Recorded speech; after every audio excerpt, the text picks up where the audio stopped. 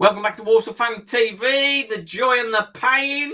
We are back, and this is for the FA Cup 4th round. Can you believe it? And we're up against Leicester, and we have a guest with us. We have Jack from the Final Whistle. How you doing, Jack? Good evening. How are you? I'm good. We had some technical difficulties, but we've got through those. And now we're marching forward. The show must go on. The show must go. We must get the show on. That's the challenge, isn't it? Oh, yeah. My just for the viewers, my mouse, the actual mouse pointer disappeared, and I couldn't find it. It just wouldn't. Oh no, never mind. Anyway, on to the footy. Leicester not having the best of seasons. What's your thoughts on it so far for Leicester?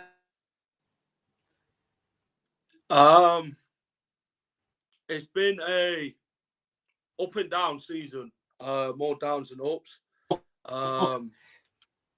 So yeah, we're relishing the test against Walsall. Last time you beat us in the FA Cup was 77-78. That was the last time you beat us in competition. So yeah, we've drawn 1, lost 5. You have since that point, but yeah, Walsall, they've got Michael Flynn, haven't they, who beat us previous in the FA Cup when he was Newport manager. So we just hope he don't come and bite us a second time on the pub. Hopefully, it's just a one-off. I was surprised how much hard work Leicester made of beating Gillingham. Why do you think you struggled against Gillingham so much? I just don't think the confidence is there, to be fair. I just don't feel the players know the plan going into the game. I mean, Gillingham was no write-off before the game. You can't overlook any opponent in any competition, depending what their league is in the FA Cup. Anyone can beat anybody on their day. That's what it is. And Newport made it hard work for us. They possessioned us well, they worked hard, they defended well, they attacked us. Also, they were missing a striker. And I just don't feel Leicester's got their head in the game from the start. They thought it'd just be Gillingham would be pushovers, but nah, they made it hard work, and we only got 1 goal with Kelechi Iheanacho, who's got a good FA Cup record.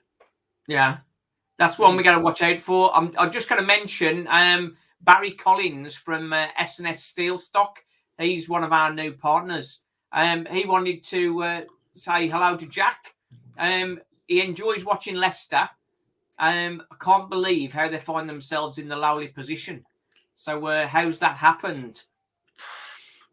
Where do we start? I mean, ask Brendan Rodgers. That's you can ask Brendan, but then you know there's other questions what need to be asked regarding like the transfer business and all that. And we'll go back to the start of the season. Fofana left the club for £75 million. It was a bit of a childish game sort of moment, and then we ended up sending him to Chelsea. We were trying to push his move through. He did, but then we never replaced Wesley Fofana. We had Lookman on loan last season. Could have signed him for £10 million. We decided to go against it. But look how he's performing now in the Serie A for Atalanta. Yeah. But then we brought in Alex Smithies, and people are thinking, why? What are you doing, Leicester? And then we brought in Wout Faes. No one heard of him from Stade Reims. And Leicester expected more to be done with the Fofana money than a £15 million defender. We expected someone well-known to come in and do the job. But it's Leicester, I believe, got away with FFP last year. And the fair play thing, Yeah, the FFP situation with FIFA. They're monitoring us closely, so we have to watch what we're doing. But we haven't had the money to spend, really. King Power, during COVID, lost a lot of money. That's where we get all our money from, the duty-free selling and all that. We're not like other clubs in the Prem, but it's impacted us massively, the COVID crisis. And then we talk 8 games into the season. losing to Tottenham, losing to Brighton, big, massive scores, not little scores like 1-2-0s. It's bloody 5s, it's 6. And you're thinking, something's not right. Is Brendan the man for the job to take Leicester City forward? That's the questions we're asking here. Why did you let Kasper Schmeichel go? He's an awesome keeper, isn't he? See, that was a big one as well. When Schmeichel left, I think that's where it all started for me. When Schmeichel left, we were confused, thinking Schmeichel wants to leave. And there were talks last season, he wants to join a team who's in Europe. And he's joined Nice. We let him go for £1 million. And we never replaced him. We've got Danny Ward. He's a decent keeper, isn't he? But he's now Schmeichel, is he? Man, he's got big shoes to fill in. I think that with Danny Ward, it showed his quality in the first 8 games. Leicester fans don't rate him, to be honest, Danny Ward. You've got to give him a chance, though, haven't you? Because it's going to take a time for someone to come in and fill Schmeichel's boots. Danny Ward ain't really had much game time at Leicester. He was injured during pre-season, and we're thinking to ourselves, we'll get a definite bigger, better choice goalkeeper to come in and fill in Kasper's boots. But he didn't. We stuck with Danny Ward, Iverson second, and Schmeichel left, and it was a crazy situation, to be fair. It was a sad one for Leicester fans, but he'll always go down as a legend for our football club. But the season as a whole, we picked up during just before the World Cup, beating Everton, beat Wolves, beat Leeds, beat Forest, beat West Ham. We picked up points, but they're teams who's bottom of the table as well, aren't they? They're in that area. Yeah, that's it. That's the ones you absolutely have to win, isn't it? Yeah, they're the battles you need to win, the relegation battles. And it's not gone kindly for Leicester. We've come back from the World Cup. We got battered against Newcastle. Very unlucky against Liverpool, I thought. We lost to Newcastle in the Cup, lost to Fulham, drew with Brighton, and lost to Forest. So Maddison's still out, isn't he? Maddison's been injured, but he was back for the Brighton game. That was a good result, wasn't it? The 2-2 against Brighton last time out. Well, the thing is, Brighton's a good side. We had to keep them at arm's length. You know, Liverpool and them sort of teams like Chelsea and haven't managed to do that with Brighton, but Leicester did. Right then, we just lost Jack for a second. Oh, he's still here. Yeah, I'm back. Yeah, so that's what happened. We had to keep Brighton at arm's length. I said I'd take a point before the game, and we got the point. So I was happy with a point, but I feel that we could have kept the result 2-1, but we let it slip in the final minutes of the game, and Brighton managed to find their way through. And they got that goal because we parked the bus thinking we'd already won the game. So it's been more downs and ups at Leicester, and Walsall are going to be no easy opponents at the weekend. Well, for Walsall, we talk about the joy and the pain, and Leicester, obviously, the joy of winning the title. And that's another question from Barry. At what point did you think this is actually going to happen? Do you know what? We went. It's a hard one to say because we went to Manchester City and that were an early kickoff. And I said to the brother, "We'll win 3-2 today." I just had a feeling we're going to win, and we did. We won 3-1. Robert Hoof scored early, then Hoof scored again, and Morris scored. I'm just thinking we're battering Man City here. Leicester could actually do this, And then we played Southampton. We won 1-0. We were grinding out results. People were sitting there saying, when's Leicester going to lose? When's Leicester going to lose? We lost to Arsenal, 5 goals at the KP that season. We lost to Arsenal at the Emirates in the 90-odd minute, 2-1. And then we lost to Liverpool on Boxing Day. They were the 3 defeats that season. And thinking, then we played Norwich. It was 0-0. And then the earthquake goal came with Ajota. And people just kept thinking, when will Leicester lay down and get beaten?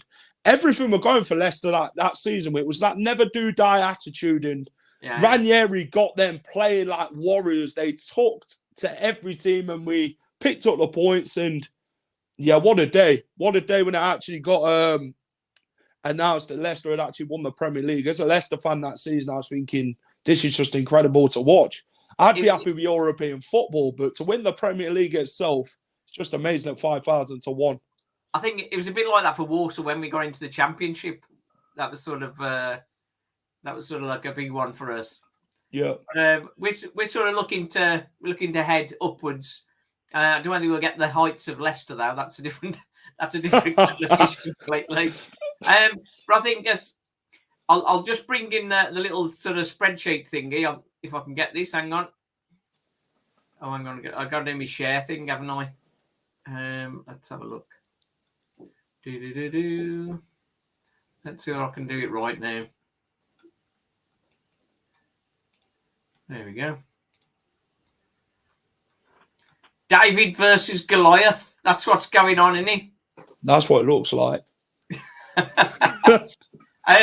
The last 6, Walsall won 4, drawn 1, lost 1. Just losing to Stockport. Leicester beating Gillingham 1-0. That's your only win in the last 6. Obviously, the teams you've lost to, as you would well know, are slightly above the level of the teams we've been playing. But morale in football is such a massive thing, isn't it? Yeah, morale's a massive thing. I mean, when you think of the FA Cup, it's the magic of the FA Cup. The magic's still there. It's still to talk about. Them special moments still happen. Little teams go and beat big teams. And you should never write anyone off in the FA Cup. The FA Cup is just incredible to watch season after season because you see the most special moments happen. And, you know, it's good to see, like, these small teams beat the bigger sides because the bigger sides will sit there and say, oh, yeah, we're going to go and batter these little teams. You know what I mean? We'll put out any team because we've comfortably won this. And then when the result comes and the small sides have gone and beat the big sides, they're like, oh, well, that weren't gone to plan. But you can never write them off. You can never write Walsall off. I mean, Newport had a good run that season, beating Leicester and teams like that. And, you know, it happens. Football's a crazy thing. Look at Bradford in the Cup. They made it to the final, played Swansea and lost in the final. There's no to be ashamed of because it's good to see that teams like Bradford and Walsall and that have a good run in the FA Cup because that's what dreams are made of at the end of the day. Well, that's it. I think when you're not playing the likes of Man City, Man United and Arsenal every few weeks, it's something you look forward to. And Walsall have been starved of FA Cup success. So it's nice to sort of have a sniff of it this year. And we thought our dream was finished when we got drawn away to Stockport in the Cup. And they'd just come to our place and absolutely battered us. They beat us 2-0, but I mean, it could have been 5 or 6, really. They absolutely stormed it. And then we went to their place and we turned up. And so that was good. That was good to get that sorted. It was tough old world, though. Tough old world. But I mean, as you say, FA Cup, anything can happen. Just want to look at a couple of the comparisons. So let's have a look at we got Iheanacho and Andy Williams. So Iheanacho, I think, how much did they pay for him? How much did we pay for Kel? We paid a decent amount. It wasn't a big amount. I think it was like 20 million plus. 20 million. Andy Williams, we got, I think, 20 plus, transfer. Yeah. Andy Williams. Andy Williams, he's quite a useful player for League Two. He does link up play very well. Useful with his head as well. And he upsets things a little bit. He knows how to find players. Iheanacho, for anybody who's not heard of him, just describe Iheanacho for us. He's a good player. Iheanacho, yeah, we paid £25 million for him. £25 million. Kel is they always looked at Jermaine Beckford as the FA Cup scorer, innit? Jermaine Beckford with the FA Cup man. Iheanacho's the FA Cup man. Iheanacho has now scored 16 goals in 22 appearances in the FA Cup, netting 6 in his last 6 games, including the winner against Gillingham. Iheanacho on his day, if you play him as a 2, he's good. But if you play him as a 1, then I think he gets confused. He can hold up the ball, but his touch can be terrible at times. But he can score goals when given the chance, Iheanacho. He's quite good with his head, isn't he, as well? Well, he can be, yeah, but I think he scored more goals with his feet, Kel. He's not been the worst striker at Leicester City, but we've not really gave him the chance under Brendan Rodgers. When we had him that season, when he played Jamie Vardy and Nacho during COVID, Nacho scored 19 goals. And him and Vardy were unplayable at that point. But after that, Rodgers has somehow dropped him, and you're just thinking, where's Kelechi gone? And Kelechi's a player what seems to build confidence the more games he gets. Do you know what I mean? If he's playing more consistently, then strikers don't like to be off the pitch, do they? No. Just a question from Justin. I think we know the answer. Mike Flynn was the manager of Newport, wasn't he? When they beat Here we go. It was, wasn't he? He was. I thought he was. That's it. Bloody It was just a question from Justin. I don't know whether it's a real question or a tease. I don't know, really. That's, I want to forget about that game. Still haunts me to this day. We'll look on to the next one. We got Jamie Vardy and Douglas James Taylor. Well, Douglas James Taylor, he's on loan from Stoke. He's about 21. He's been limited for game time, but a player that's done very well for Walsall this season, Danny Johnson, scored 15 goals in 30 games, which is a tremendous return. And his loan's ended, so he's gone back to Mansfield. We're trying to get him on a permanent basis. But Mansfield, being a promotion rival, are sort of holding off. Douglas James Taylor came in for the Cup in the second round and scored a nice goal to win it in the last minute against Carlisle. So he's got a finish in him. He's quite sprightly. But I think compared to Jamie Vardy, I think he's probably slow. I think Jamie Vardy, has he lost his pace or is he still doing it? The thing is with Vardy, people put him down as a goal scorer. They always have done. They don't look at his other side of his game. Obviously, as a Leicester fan, you see that, innit? Week in, week out. Premier League fans and Football League fans will be like, oh, Jamie Vardy's just a goal scorer. If Jamie Vardy's not scoring, Leicester's not scoring. And Jamie Vardy, the £1 million striker, what we brought him for from Fleetwood, has been absolutely phenomenal. He's broke record after record. The 11-11. He still holds that record in the Premier League, beating Ran Nistelrooy. Vardy's career is just fantastic to look at. The way he peels off defenders, the way he scores his goals, and his all-round football knowledge is just incredible. And the numbers are there for itself. And he's one of England's top English strikers. This season, he's now come to the age of 36, and it's now thinking, how long's Jamie Vardy got left? The strikers are not scoring this season. Daka, Nacho, Vardy, they're not scoring. The goals have come from the midfield. Yeah. And Vardy will go down as one of Leicester's all-time best players. Yeah. And he's had a magnificent career. And then Gary Lineker, I suppose. Yeah, we could say that. But yeah, Vardy's been incredible. And it'll be a shame when he retires from football because we'll miss him hugely. Yeah, it's going to be an expensive guy to replace, isn't he? It's not every day you pick up a player from Fleetwood who goes on for his career, is it? No, £1 million for a striker, and you're thinking what he's achieved. Jesus, these players at the lower leagues will look at Jamie Vardy and they'll think, I want to be like Vardy. That'll be their role model, Vardy. Look, Vardy can achieve it, so can we. And there'll be players out there, and I think some of these players will do that. They will work towards what Vardy's achieved. Yeah, that's good. Creative players, Tielemans. Tom Knowles. Against Tom Knowles. Tom Knowles, he started playing up front for us, Tom Knowles, but since we had a right wing back, Liam Bennett from Cambridge, who did really well. Yeah. When he was recalled by Cambridge, Tom Knowles went into that right wing back slot, and it's suited him really. I think he's getting more time on the ball, and he's getting his runs on the ball, and he is our most creative player. I think 6 assists, so that's pretty good. Perhaps he wants to get back up front, but he's more of a creator than a finisher, really. Tielemans, never heard of him.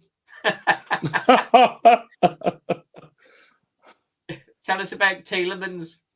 Tielemans can score bangers. If you give him any space outside the box, a man scores goals. And he's done it this season. He's done it against Wolves. He's done it against Everton.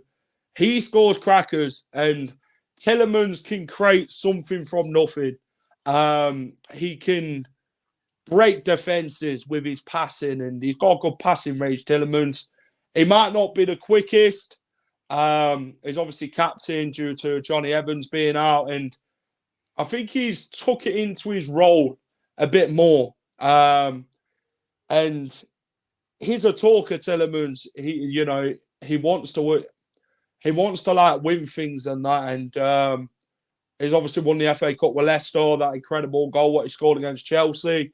And Tielemans is a good midfielder. This season, some Leicester fans will sit there and say he's not had the greatest of seasons, but I don't think any Leicester players had, you could say, a 10 out of 10 season this season. But Tielemans on his day is good. With where you are in the league at the minute, I think obviously now Leicester fans are going to be sort of jumping for the sky, particularly with the memory of Premier League titles. That's a difficult one. Next one's a funny one. Liam Gordon, Victor Christensen. Liam Gordon, we picked him up from Bolton, and he had a strange foot injury at the start of the season, so he was missing. So he's not been in the team that long, really, only a couple of months now. But one of his first games back, he scored a beauty. We had some space on the left-hand side of the box, and shot it into the roof at top corner. So he can create, and he can occasionally get a goal. You probably don't know much about Victor Christensen yet, do you? I've not seen him play, no. 17 million, is it? 17.5, yeah. That's including add-ons. He's a left back that Leicester needed. Leicester needed to fill that position. And Luke Thomas, Leicester fans don't rate him. They don't think he's good enough. They feel that he should have gone out on loan to the Championship, but we've had to play Thomas because we've had nobody else. James Justin's injured. Ricardo's injured. So we've had to fill Thomas in with game after game, which he wouldn't have expected, but we've had to do it anyway. But Christensen, £17.5 million. He's played over 70 odd appearances for Copenhagen. He's got Champions League experience, and they rate him highly. Copenhagen rate him highly. They didn't want to get rid of him. Leicester was a move he said he couldn't turn down, and hopefully it pays off for him. He's 20 years old, and huge potential. He's got huge potential, and he's got a lot to learn in this league, but he's got to learn quickly in the Premier League, because the Premier League's one of the toughest leagues going, and he's got a lot to learn, and I think he'll develop into a very good player. Fingers crossed. Yeah, I think for a team that are struggling a little bit, not struggling completely, but for a team that's struggling a little bit, that's a tough introduction for him. And I think probably an FA Cup tie against a team battling for their grab of fame. Probably not the best game for him to start, I wouldn't have thought. Well, Walsall's a start for him. It'll get him used to English football. Walsall will be tough tacklers. They'll be tough. They'll let him know what English football is all about, the big tackles and challenges and all that. They'll let him know at the weekend, but hopefully he'll do well in that. And he likes to work hard. He likes to fight. He likes to duel as well. So hopefully he'll get stuck in against Walsall, and that'll be a good start for him. A very good test. Yeah, that's it. To find out what he's made of. But at 20, he's still very young lad, of course. That's it. Last one on the players we've got Donovan Daniels. He's been a really steadying influence in the centre of the back three. Really impressed with him this season. I think how solid we've been at the back generally is largely down to Donovan Daniels. He's had Hayden White and Manny Mont aside him, which has been a very strong three, in fairness. They occasionally make a mistake, but generally very strong. What will be missing on Saturday for Walsall, Manny Mont on the left-hand side, he's suspended. Yeah. So we're likely to have a young player in there. So that's going to be a worry. That's going to be a worry. I can't even pronounce that guy. How do you pronounce his name? Kagalar Soyuncu. Say again. Kagalar Soyuncu. I don't know. I don't know how you struggle with that. So, what do you make of him, other than his girly hair? Lord Farquhar of Shrek. Kags he's good on his day. He likes to tackle and he's a battler. He's like a warrior. He likes to get stuck in. He likes a good Cruyff turn here and there. Soyuncu, when we played Tottenham last season, Brendan Rodgers called him out.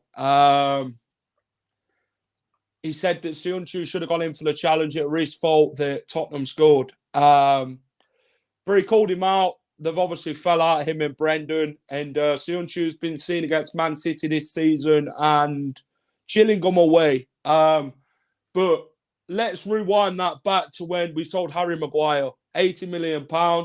And Soyuncu, I think we brought Soyuncu for 17 million, I believe, from where we brought him from. And Soyuncu's, he did well when to fill in for Harry Maguire. It obviously takes time for these defenders to fit right in to start off with on the get-go. And Soyuncu did that. And he's obviously had a few injuries along the way. But, moving on. Brendan Rodgers and him haven't seen really eye to eye lately. And it looks like he could be on a move to Atletico Madrid if Felipe goes to Wolves this summer. So, January window. So, there we are. So, Soyuncu, is he more nervous of the pacey striker or the physical presence? Oh, Soyuncu likes a battle. He's got pace as well. Soyuncu's got pace. He's not with both. Oh dear. It's not Vestergaard. Unless he is partnered with Vestergaard at the weekend, then Walsall could hit us with pace. And that's something Gillingham tried doing when we did play Vestergaard in Soyuncu. So Soyuncu's good. The Douglas James Taylor, he's got some pace to him. But Andy Williams, obviously, he's 36. So he's not going to have pace at all. So, but he will help link things up. It's going to be an interesting encounter.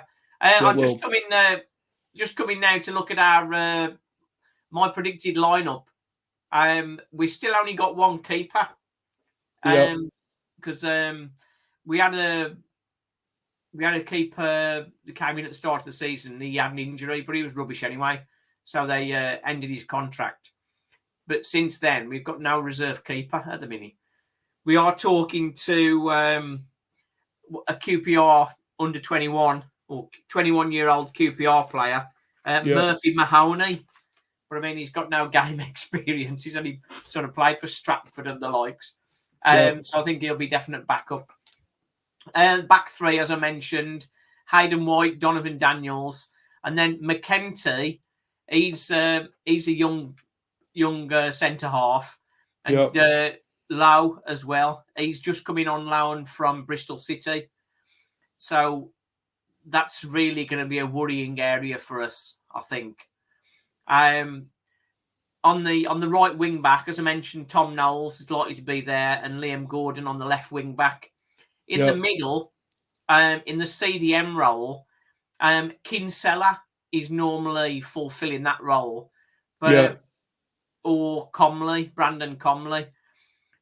Sometimes we play with two CDMs, but I think if we're going to really have a go at you, we're going to have to sort of not try and go too defensive Yep. Jan Songo is a player we've just bought in on loan from Bradford for the rest of the season. He's 31-year-old and he's a very powerful, combative CDM. So it might be that he comes straight in there to sort of try and do the battle against Tielemans, trying to break through. Then sort of as we're moving forward in the midfield, Robbie Wilmot, he's on loan from Newport. And Jacob Maddox, he's former Chelsea apprentice. Yep. So we'll see which one of you got. I think he'd probably go for Wilmot, who's the more experienced. Good dead ball deliveries from him and good crosser of the ball. And then Hutch, that's Isaac Hutchinson. He's one that people really sort of have got a lot of hopes for, but he's sort of up and down, really. I think, as you say about Tielemans. Andy Williams, as we say, he's an old campaigner, trying to mix things up a little bit, I think. Trying to wily old fox is probably the term. And then Douglas James Taylor is he's the youngster who might make a name for himself. So I think if I was going to go for a prediction, other than the negative getting hammered, I think a 1-0 DJT goal could be. What's your prediction? I think starting lineup will be Iverson in goal. Lewis Brunt will come in. I think we'll play Sionchu, Vestergaard. Who are we going to play at right back? Probably Mark Albrighton, to be fair. He's former Villa, isn't he? Yeah, he'll love a goal against you a lot then. I think we'll go with Papi Mendy in the centre defensive midfield role. Tielemans will play Perez. So that's, not thinking that's 8 players. Harvey Barnes potentially. And I think he'll go for Iheanacho and Daka. So I think he'll rest Vardy. He won't play Vardy? I think he might play Vardy on the bench. Yeah.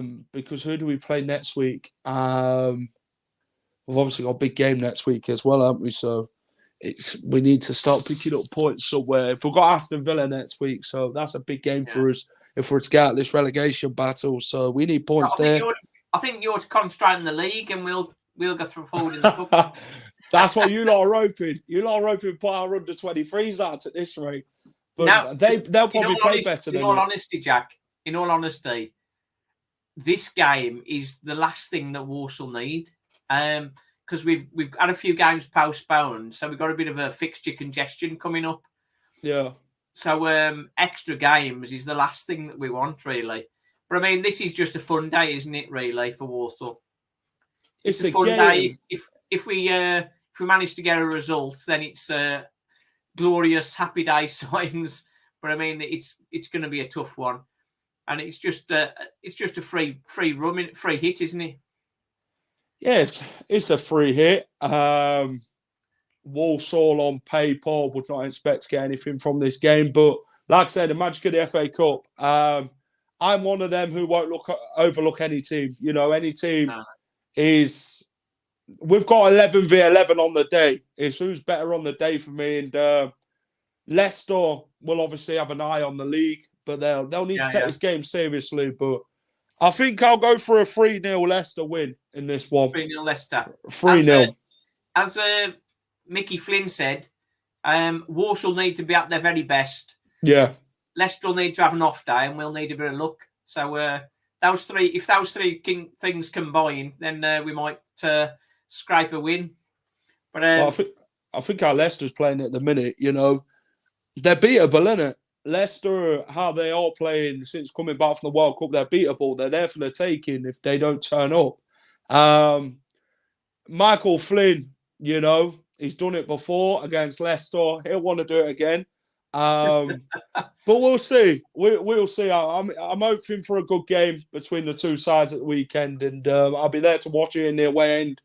And yeah, hopefully it'll be a good way to start off the Saturday games at the weekend. That's it. I think for Premier teams, it's nice to have a Saturday game, isn't it? It is. So they get moved all over the place. Just for information, I don't know what time you get in there and that sort of stuff. Quite often before a game on Saturday, we'll have a pre-match meal at Smash Burgers, which is just off Junction 9. But because it's early kickoff, we go in there after the game. So if you wanted to come after the game, Smash Burgers, get 20% off with the Walsall code. So WFTV, Walsall Fan TV 20, you get 20% off. So we're planning to be in there after the game. So anybody wants to join us after the game, win, lose or draw, we're hoping not for a draw. Just for the congestion. No, it'd be a replay. It'd be a money bags thing, wouldn't it? If we can't deal with the extra games, so a draw would not be necessary for us. No. I think too many injuries this season. As Justin says, what all replay full house at the King Power on TV. That's money. Oh dear. Anyway, that's brilliant, Jack. Thanks for coming on. My pleasure. I'm going to be on Jack's show tomorrow. Yeah, 7 o'clock. 7 o'clock. So we'll get on to that. And excellent. So the joy and the pain, we both know about that. Yep. Right then. So Walsall Fan TV, as I say, I'll be at Smash Burgers after the match, not before. So if you want to join us, come and say hello. I'm in the main stand behind the manager's bench. So I'll see some folks I don't normally see because we're normally behind the goal in the sky. So that'll be a different view and see some different folks. So looking forward to that. And safe travelling, Jack. And hope you enjoy the game. And to be honest, from our point of view, I think even if we get beat, if Walsall score a decent goal and get beat, I'll be happy. Really, it's like when you play against a team from the Premier League, you just want to turn up and have some good moments, don't you? That's the thing. Yeah, I think it's about enjoying the game. It's about enjoying the experience. You know, you're not going to play Leicester every week, the Man Cities and stuff like that. You know, you got to enjoy it because these ain't the games you're going to have every week. And that's you got to go how we play it. So we look forward to playing like teams like Walsall and that because we missed that. I mean, the last time we visited you lot, we had a pre-season about a few years back, but in last competition we beat you 4-1 at your place at the Banks's Stadium. So that was in League One. That was the last time we met in actual competition. So it's been 14 years in the making, this game. Hopefully it's worth it. But yeah, safe travels and good luck for the rest of the season after Saturday. Yeah, that's it. We'd take a 5-0 hammering if it meant we were going to go up, because that's what we're interested in, really. Yeah, I think you'll go toe-to-toe with us. I definitely think you'll give it a right go, and that's what I'm expecting to happen. So it won't be a walk in the park. Nice one. Champion. So, thanks for coming on, Jack. Cheers, everybody. It. Walsall Fan TV, thanks for watching. Like, subscribe and all that business. Join the journey. Cheers.